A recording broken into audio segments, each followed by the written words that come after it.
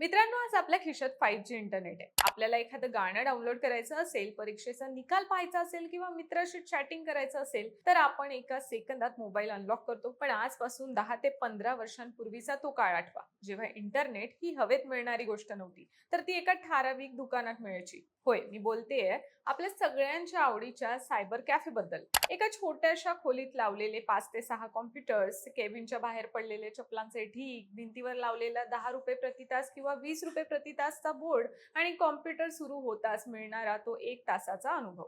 तो काळ असा होता जेव्हा घरात इंटरनेट असणं म्हणजे खूप मोठी चेन मानली जायची. त्यामुळे इंटरनेटची दुनिया अनुभवण्यासाठी गावातील किंवा शहरातील सायबर कॅफे हाच एकमेव आधार होता.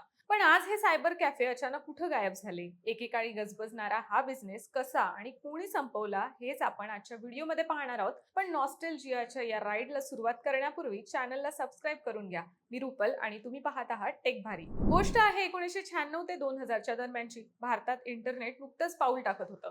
घरी इंटरनेट घेण्यासाठी कंपन्या पुढे येत होत्या, पण ते इतकं महाग होतं की सामान्य कुटुंबाला ते परवडणं अशक्य होतं. अशा काळात काही हुशार लोकांनी एक बिझनेस मॉडेल सुरू केलं, सायबर कॅफे.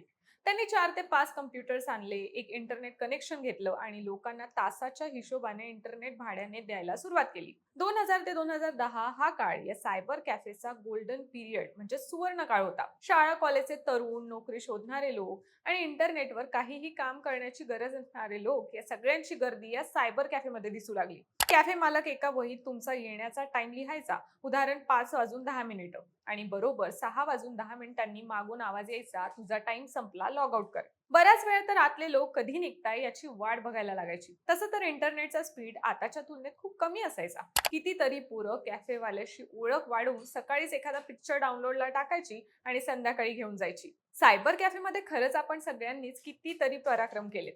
गाणी, वॉलपेपर्स डाउनलोड करणं, मेमरी कार्ड मध्ये घेऊन जाणं, त्यात ते भरून आणणं. गाणी डाउनलोड होताना बघायला जी मजा यायची ती आताच्या स्पॉटीफाय मध्ये नाही. दुसरं मोठं आकर्षण होतं सोशल मीडिया आणि चॅटिंग. माझ्या जनरेशनच्या तर कित्येकांची फेसबुक अकाउंट्स कॅफेमध्येच तयार झाली. फेसबुक सोडा, सगळ्यांची जीमेल अकाउंट्स देखील कॅफेमध्येच तयार झाली असतील. फेसबुकच्या पण आधी ऑर्कुट होतं, याहू मेसेंजर होतं.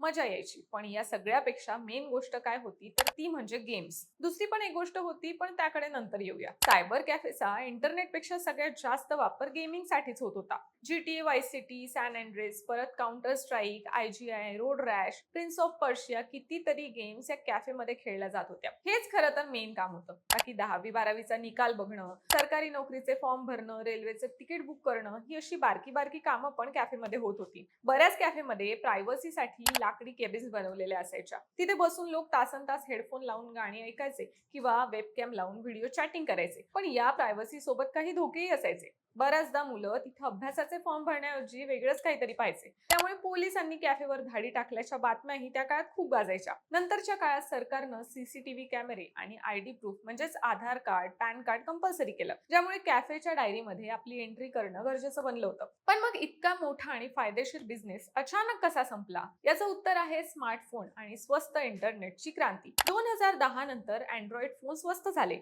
आणि लोकांच्या हातात इंटरनेट पोहोचू लागलं. यानंतर फक्त इंटरनेटवर काही शोधण्याचं काम असेल तर लोक फोनवरच करू लागले. पण तरीही बाकीच्या कामांसाठी, गेमिंगसाठी आणि गोष्टी डाउनलोड करण्यासाठी कॅफेची गरज भासतच होती. कारण तेव्हा आपल्याला फोनमध्ये महिन्याला 1 GB डेटा मिळायचा, जो अर्थातच या सगळ्या गोष्टींसाठी पुरेसा नव्हता. पण पुढे 2016 मध्ये जेव्हा रिलायन्स जिओने मार्केटमध्ये एंट्री केली, तेव्हा तो सायबर कॅफेला बसलेला सगळ्यात मोठा आणि शेवटचा धक्का ठरला. जिओने दररोज 1 GB ते 2 GB 4G इंटरनेट फुकट द्यायला सुरुवात केली. ज्या इंटरनेटसाठी लोक कॅफेमध्ये तासाला ₹20 मोजायचे, ते इंटरनेट आता लोकांच्या खिशात 24 तास आणि तेही हाय स्पीड मध्ये उपलब्ध झालं. जो मुलगा गाणी डाउनलोड करायला कॅफेमध्ये जायचा, तो आता घरात बसून युट्यूबवर डायरेक्ट व्हिडिओ पाहू लागला.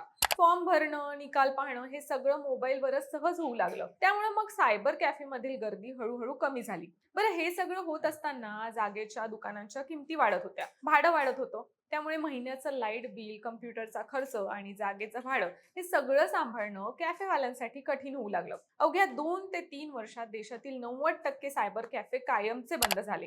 काही कॅफे मालकांनी स्वतःला बदललं आणि त्यांनी त्या दुकानांचे ऑनलाईन सेवा केंद्र किंवा झेरॉक्स सेंटर्स मध्ये रूपांतर केलं. पण तो जुना सायबर कॅफेचा सुवर्ण काळ तिथेच संपला. मित्रांनो, सायबर कॅफे आज भलेही आपल्या आजूबाजूला दिसत नसतील, पण भारताला डिजिटल बनवण्यामध्ये त्यांचं योगदान विसरता येणार नाही. आज आपण मोबाईल बँकिंग करतोय, ऑनलाईन शॉपिंग करतोय, या सर्वांची पहिली शाळा म्हणजे तो सायबर कॅफेच होता. आपल्यातील कित्येकांनी आयुष्यात पहिल्यांदा कॉम्प्युटरचा माऊस आणि कीबोर्ड त्याच 10 रुपये तासाच्या कॅबिन मध्ये पकडला होता. बाकी तुम्ही कधी सायबर कॅफे मध्ये गेला आहात का? तिथे तुमचा आवडता गेम कोणता होता किंवा तुमची कोणती रंजक आठवण आहे हे मला खाली कमेंट्स मध्ये नक्की सांगा आणि टेक भाईच्या YouTube चॅनलला सबस्क्राईब करायला विसरू नका.